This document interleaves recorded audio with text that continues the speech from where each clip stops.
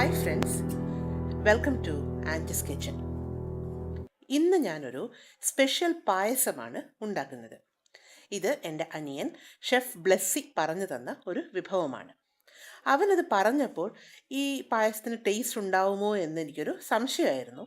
പക്ഷെ പിന്നീട് ഞാനത് ചെയ്തു നോക്കിയപ്പോഴാണ് ഇതിൻ്റെ ടേസ്റ്റ് ശരിക്കും മനസ്സിലായത്. ഉള്ളി നമ്മൾ സാധാരണ കറികൾ ഉണ്ടാക്കാനും കൽത്തപ്പം പോലെയുള്ള വിഭവങ്ങൾ ഉണ്ടാക്കാനും ഉപയോഗിക്കാറുണ്ട്. പക്ഷേ സവാള മാത്രം വെച്ചൊരു പായസം, അതും സവാളയാണെന്ന് ഒട്ടും തന്നെ മനസ്സിലാവാത്ത വിധം, അതാണ് ഈ പായസത്തിൻ്റെ പ്രത്യേകതയും. തീർച്ചയായും ഈ പായസം നിങ്ങൾ ട്രൈ ചെയ്ത് നോക്കണം. വ്യത്യസ്തമായ ഒരു ടേസ്റ്റുള്ള പായസം. ഇത് എന്തായാലും നിങ്ങൾക്ക് ഇഷ്ടമാകുമെന്ന് ഞാൻ ഉറപ്പു തരുന്നു. ഈ പായസം ഉണ്ടാക്കാൻ ആദ്യത്തെ ഒരു സ്റ്റെപ്പ് മാത്രമാണ് കുറച്ച് ടൈം എടുക്കുന്നത്. ഇതിൻ്റെ ഇൻഗ്രീഡിയൻസ് വീഡിയോയുടെ ചുവടെ ഇട്ടിട്ടുണ്ട്. അപ്പം ഇതിനായി ഞാൻ ആദ്യം തന്നെ ഒരു 4 സവാള എടുത്ത് ഇതേപോലെ നീളത്തിന് അരിഞ്ഞതാണിത്. ഇനി നമുക്ക് പായസം ഉണ്ടാക്കാനായിട്ട് ഒരു മൂട് കട്ടിയുള്ള പാത്രം എടുത്ത് അത് നന്നായി ചൂടായതിന് ശേഷം അതിലേക്ക് ഒരു 1.5 ടേബിൾ സ്പൂൺ നെയ്യ് ഒഴിച്ച് അത് ചൂടായതിന് ശേഷം അതിലേക്ക് കുറച്ച് അണ്ടിപ്പരിപ്പും കിസ്മിസും ഇട്ട് നന്നായിട്ട് റോസ്റ്റ് ചെയ്ത് വറുത്ത് കോരാം. ഇനി അടുത്തതായിട്ട് അപ്പം നേരത്തെ അരിഞ്ഞു വെച്ചിരിക്കുന്ന അല്ലെങ്കിൽ ഈ പായസത്തിൻ്റെ പ്രധാന ഇൻഗ്രീഡിയൻ്റായ സവാള നേർമയ്ക്ക് അരിഞ്ഞത് ഒരു 4 എണ്ണമാണിത്. ഇത് ഞാൻ ബാക്കിയുള്ള നെയ്യിലേക്ക് ഞാൻ ചേർത്ത് കൊടുക്കുകയാണ്. അപ്പോൾ അണ്ടിപ്പരിപ്പും മുന്തിരിങ്ങയും കോരി മാറ്റിയതിന് ശേഷമുള്ള നെയ്യിലോട്ടാണ് ഞാനിവിടെ ഈ ഉള്ളി ചേർക്കുന്നത്. എന്നിട്ട് നമുക്ക് ഈ ഉള്ളിയെ ഈ നെയ്യിലിട്ട് നമുക്കൊന്ന് വഴറ്റാം. അപ്പോൾ സാധാരണ നമ്മൾ പായസമൊക്കെ ഉണ്ടാക്കുമ്പോൾ ഇൻഗ്രീഡിയൻസ് നമ്മൾ വഴറ്റുന്നത് പോലെ തന്നെ ഞാനിവിടെ ഉള്ളി ഒന്ന് വഴറ്റി. അപ്പോൾ നിങ്ങൾക്ക് കാണാം ഇപ്പോൾ ഒരു ഗ്ലാസി പോലെ ഉള്ളി ആവുന്നത്.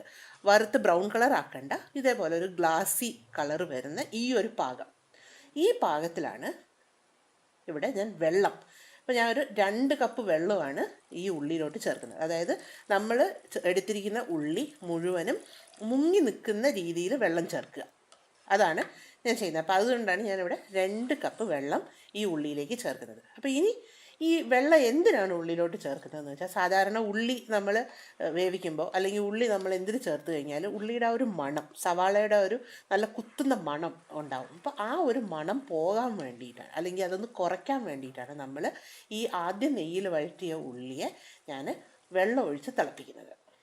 എന്നിട്ട് അത് തിളച്ച് കഴിയുമ്പോൾ ഞാനതിനെ സ്ട്രെയിൻ ചെയ്ത് മാറ്റുകയാണ്, അതായത് ഉള്ളിയെ അരിച്ച് മാറ്റുകയാണ്. അപ്പോൾ ആ വെള്ളം നമ്മൾ തിളപ്പിച്ച ആ വെള്ളം ഉണ്ടല്ലോ, ആ വെള്ളം ഇങ്ങ് ഊറി നമുക്ക് ഉള്ളി മാത്രം നമ്മൾ ഊറ്റിയെടുക്കുകയാണ്. അപ്പോൾ ഇതാണ് ഒരു സ്റ്റെപ്പ്.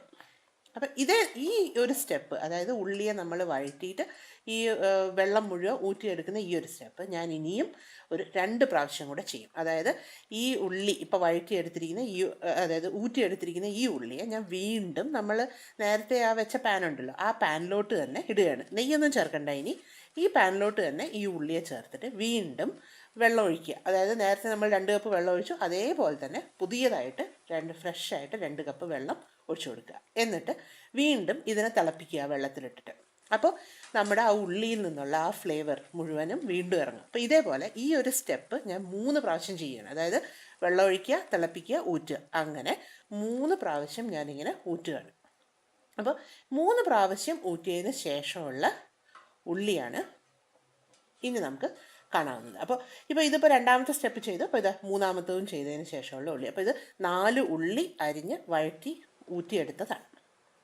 ഇനി അടുത്ത സ്റ്റെപ്പായത് ശർക്കര പാനീയം ഉണ്ടാക്കുകയാണ്. അപ്പോൾ ഞാനിവിടെ ഒരു വലിയ ബൗള് ശർക്കരയാണ് എടുത്തത്. അതിലേക്ക് ഒരു 1/4 കപ്പ് വെള്ളം, അതായത് നമ്മുടെ ശർക്കര എപ്പോഴും നമ്മൾ വളരെ കുറച്ച് വെള്ളം ഒഴിച്ചാണല്ലോ അലിയിച്ചെടുക്കുന്നത്. അപ്പോൾ അത് തന്നെയാണ്. ഇതിനെ മീഡിയം ഫ്ലെയിമിലിട്ട് ഞാനിവിടെ അതിനെ അലിയിച്ചെടുക്കുകയാണ്. അപ്പോൾ അതിൽ ആ കട്ടയൊക്കെ ഒന്ന് ഉടച്ചു കൊടുക്കുക. അപ്പോൾ ഞാനിത് ഫുള്ളൊന്ന് അലിയാൻ വയ്ക്കുകയാണ്. ഇത് ശർക്കര പാനീയം ആയതിനു ശേഷം അതിലേക്ക് ഞാനൊരു 1/4 ടേബിൾ സ്പൂൺ നെയ്യ് ചേർത്ത് കൊടുത്തു. അപ്പോൾ ഈ നെയ്യ് ചേർക്കുമ്പോൾ ശർക്കര പാനീയത്തിനൊരു നല്ലൊരു ഗ്ലേസിനെസ് കിട്ടും, അല്ലെങ്കിൽ ഒരു നല്ല തിളക്കം കിട്ടും. അതിന് വേണ്ടിയിട്ടാണ് അത് ചെയ്യുന്നത്. ഇനി നമ്മൾ നേരത്തെ ഉള്ളി ഊറ്റി വെച്ച പാനിലേക്ക് ഞാൻ കുറച്ച് നെയ്യ്, അപ്പോൾ ഏകദേശം 1.5 ടേബിൾ സ്പൂൺ നെയ്യ് ചേർത്ത് കൊടുത്തു. അപ്പോൾ ഇത് ചൂടായതിന് ശേഷം, അതായത് ആ നെയ്യ് ചൂടായതിന് ശേഷം നമ്മൾ നേരത്തെ ഊറ്റി വെച്ചിരിക്കുന്ന ഉള്ളി ഉണ്ടല്ലോ, അതായത് 3 പ്രാവശ്യം നമ്മൾ തിളപ്പിച്ച് ഊറ്റി വെച്ച ഉള്ളിയാണ്.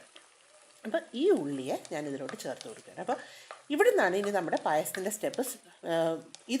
ഇനി അങ്ങോട്ടുള്ള സ്റ്റെപ്സ് വളരെ എളുപ്പമാണ്. അപ്പോൾ ഈ ഉള്ളിയെ ഞാൻ നെയ്യിലിട്ടിട്ട് ഒന്ന് റോസ്റ്റ് ചെയ്യുകയാണ്, അതായത് ഒന്ന് വഴറ്റുകയാണ്. അപ്പോൾ ഇതും ബ്രൗൺ കളർ ആവേണ്ട, ഒന്ന് വഴറ്റിയാൽ മതി. അപ്പോൾ ഈ വഴറ്റുന്ന ഈ സ്റ്റേജിൽ ഞാൻ കുറച്ച് ഏലക്കാപ്പൊടി കൂടെ ചേർത്ത് കൊടുക്കുക. അപ്പോൾ ഞാനിവിടെ ഒരു 2 നുള്ള്, അതായത് ഒരു 1/2 ടീസ്പൂൺ ഏലക്കാപ്പൊടിയാണ് ചേർത്തത്. അപ്പോൾ ഇവിടെ ഉള്ളി ഈ ഏലക്കാപ്പൊടിയിലും നെയ്യിലും കിടന്നാണ് ഞാനൊന്ന് വഴറ്റുന്നത്. അപ്പോൾ നിങ്ങൾക്ക് കാണാം ആ കളറൊന്ന് ചെറുതായിട്ടൊന്ന് ചേഞ്ച് ചെയ്ത് വന്നു, ബ്രൗൺ ആകേണ്ട, ചെറുതായിട്ട് ആ നെയ്യിൽ കിടന്നൊന്ന് ചേഞ്ചായി മാറി. ഈ സ്റ്റേജിൽ, അതായത് ഇത് നന്നായിട്ടൊന്ന് വഴണ്ട ഈ ഒരു സ്റ്റേജിൽ നമ്മൾ നേരത്തെ തയ്യാറാക്കി വെച്ചിരിക്കുന്ന ശർക്കര പാനീയം അരിച്ചതാണിത്, അതിന് ഞാൻ ഇതിലോട്ട് ചേർത്ത് കൊടുക്കുകയാണ്. അപ്പോൾ ശർക്കര പാനീയം അരിച്ച് ഇതിൽ ചേർത്തിട്ട് നമുക്കിനി ഇത് ഹൈ ഫ്ലെയിമിലിട്ട് നമുക്കിതിനെ, അതായത് ഉള്ളിയെ ശർക്കരയായിട്ട് നന്നായിട്ട് ചേർക്കണം. അപ്പോൾ നമ്മൾ സാധാരണ ശർക്കര ചേർത്തുള്ള പായസം എല്ലാം ചെയ്യുമ്പോൾ ഇതുപോലെ തന്നെയാണ് ആ ഇൻഗ്രീഡിയൻറ്റിന് നമ്മൾ ശർക്കരയിൽ നന്നായിട്ടൊന്ന് വേവിക്കുക. അപ്പോൾ അതുപോലെ ഞാനിവിടെ ഹൈ ഫ്ലെയിമിലിട്ട് തന്നെയാണ് ഈ പായസം ഉണ്ടാക്കുന്നത്. അപ്പോൾ ഇവിടെ ഉള്ളിയും ശർക്കരയും കൂടെ ഹൈ ഫ്ലെയിമിലിട്ട് ഞാൻ തിളപ്പിക്കുകയാണ്. അപ്പോൾ ഇത് തിളച്ച് നമുക്കിവിടെ കാണാം ഒന്ന് നന്നായിട്ട് കുറുകിയിട്ടുണ്ട്, നല്ല ശർക്കര ഇങ്ങനെ നല്ല കുറുകിയതുപോലെ നമുക്കിവിടെ കാണാം. ഈ ഒരു സ്റ്റേജിൽ, അതായത് ശർക്കര ഒന്ന് നന്നായിട്ട് കുറുകി വന്ന ഈ സ്റ്റേജിൽ ഞാൻ തേങ്ങാപ്പാൽ, അതായത് 3-ാം പാലാണിത്, ഈ തേങ്ങാപ്പാൽ ഞാൻ ചേർത്ത് കൊടുക്കുകയാണ്. അപ്പോൾ ഏകദേശം ഒരു വലിയ തേങ്ങയുടെ 1/4 തേങ്ങ എടുത്തിട്ട് ചിരകി എടുത്തിട്ട് അതിൽ നിന്ന് പാലെടുത്തതാണ്. അപ്പോൾ അതിൻ്റെ 3-ാം പാലാണ് ഞാനിവിടെ ചേർത്ത് കൊടുക്കുന്നത്. എന്നിട്ട് ഇതും ഹൈ ഫ്ലെയിമിലിട്ട് തന്നെയാണ് ചെയ്യുന്നത്. ഞാനിവിടെ ഇതിനൊന്ന് നന്നായിട്ട് കൂട്ടി യോജിപ്പിക്കുകയാണ്. തേങ്ങാപ്പാലും ശർക്കര പാനീയവും ഉള്ളിയും കൂടെ ഉള്ള മിക്സർ നന്നായിട്ട് കൂട്ടി യോജിപ്പിച്ചതിന് ശേഷം അതിന് നന്നായി കുറുകി വരുമ്പോഴത്തേക്കും നമുക്കിതിലേക്ക് 2-ാം പാൽ ചേർത്ത് കൊടുക്കാം. ഇത് 2-ാം പാലാണ്. അപ്പോൾ 3-ാം പാലിൽ നമ്മൾ വേവിച്ചു, ഒന്ന് കുറുക്കിയെടുത്തു. ഇനി 2-ാം പാലിൽ നമ്മൾ ചേർത്തിട്ട് ഇതിനെയും കുറുക്കിയെടുക്കാം. അപ്പോൾ ഇപ്പോഴും ഞാൻ ഫ്ലെയിം താഴ്ത്തിയിട്ടില്ല, ഹൈ ഫ്ലെയിമിലിട്ട് തന്നെയാണ് ചെയ്യുന്നത്. എന്നിട്ട് ഇതിനെ നന്നായിട്ടൊന്ന് മിക്സ് ചെയ്ത് കൊടുക്കാം. നമുക്ക് ഉള്ളിപ്പായസമായിട്ട് നന്നായിട്ടൊന്ന് മിക്സ് ചെയ്തതിന് ശേഷം ഇതിലേക്ക് മറ്റ് ഇൻഗ്രീഡിയൻസ് നമുക്ക് ചേർക്കാം. അപ്പോൾ മറ്റ് ഇൻഗ്രീഡിയൻസ് എന്തൊക്കെയാണെന്ന് നോക്കാം. ആദ്യം തന്നെ ഇതിലേക്ക് ഞാൻ കുറച്ച് ഏലക്കാപ്പൊടി, അപ്പം നേരത്തെ നമ്മളൊരു 2 നുള്ള് ചേർത്തു. ഇപ്പോൾ ഇവിടെ ഞാൻ വീണ്ടും ഒരു 2 നുള്ള്, അതായത് ഒരു 1/2 ടീസ്പൂൺ കൂടി ഞാൻ ചേർത്ത് കൊടുക്കുകയാണ്. എന്നിട്ട് ഇത് കറുകപ്പട്ടയുടെ പൊടിയാണ്, കറുകപ്പട്ട പൊടിച്ച് വെച്ചതാണിത്.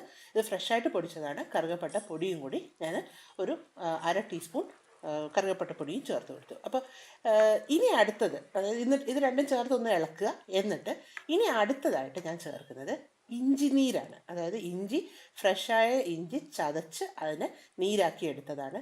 ഇത് ചേർക്കുമ്പോൾ നമ്മുടെ ശർക്കരയുടെ ആ ഒരു മധുരത്തിൻ്റെ കുത്തൊന്ന് കുറയാൻ വേണ്ടിയിട്ടാണ് ഇഞ്ചി നീര് ഇതിലോട്ട് ചേർക്കുന്നത്. അത് നല്ലൊരു ഫ്ലേവറും കൊടുക്കും നമ്മളുടെ പായസത്തിന്. എന്നിട്ട് ഇത് നന്നായിട്ടൊന്ന് മിക്സ് ചെയ്യുക. എന്നിട്ട് ഇതിലേക്ക് കുറച്ച് ഉപ്പ്, അപ്പോൾ അതും ശർക്കര പായസത്തിൽ നമ്മൾ സാധാരണ വീടുകളിൽ ചേർക്കുന്നതാണ് അത്. അപ്പോൾ ഉപ്പും ചേർത്ത് നമുക്കിതിനൊന്ന് ഇളക്കി ഒന്ന് കുറുകാനായിട്ട് അനുവദിക്കാം. എന്നിട്ട് ഈ സമയത്ത് ഞാനൊരു പഴം, അപ്പോൾ ഞാനിവിടെ ഒരു ഞാലിപ്പൂവൻ പഴമാണ് എടുത്തിരിക്കുന്നത്.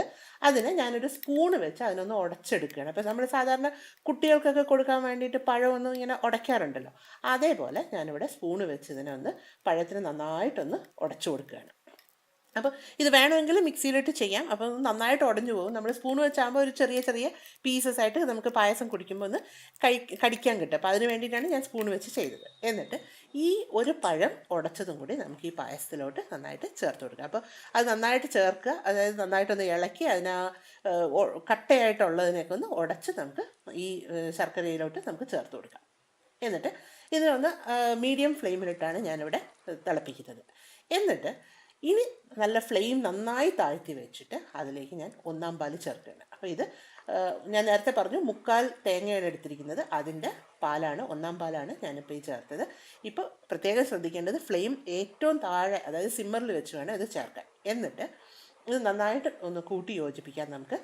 എന്നിട്ട് ഇതിലേക്ക് അവസാനമായിട്ട് നമുക്ക് കുറച്ച് നെയ്യ് ഒന്ന് ചേർത്ത് കൊടുക്കാം. അപ്പോൾ ഞാനിവിടെ ഒരു 1/2 ടേബിൾ സ്പൂൺ നെയ്യാണ് ചേർത്തത്. ഇത് ഓപ്ഷണലാണ്, പക്ഷേ ഇത് ചേർത്ത് കഴിയുമ്പോൾ ഒരു നല്ലൊരു ഫ്ലേവർ കിട്ടും. നമ്മൾ പഴവും നെയ്യും ഒക്കെ ചേർത്ത് പായസമല്ലേ, അപ്പോൾ നല്ലൊരു മണം കിട്ടും. അതിന് വേണ്ടിയിട്ടാണ് ഇവിടെ കുറച്ച് നെയ്യ് ചേർത്തത്. അപ്പോൾ നല്ല ചൂടായി കിടക്കുന്ന പായസം ആയതുകൊണ്ട് നെയ്യ് പെട്ടെന്ന് അങ്ങ് അലിഞ്ഞ് ചേരുകയും ചെയ്യും.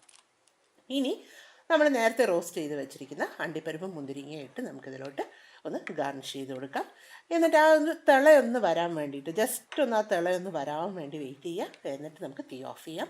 ഇനി നമുക്കിതിനൊരു സെർവിങ് ബൗളിലോട്ട് മാറ്റാം. തീർച്ചയായിട്ടും നിങ്ങൾ ഈ ഉള്ളി പായസം ട്രൈ ചെയ്ത് നോക്കിയിട്ട് നിങ്ങളുടെ അഭിപ്രായം അറിയിക്കണം.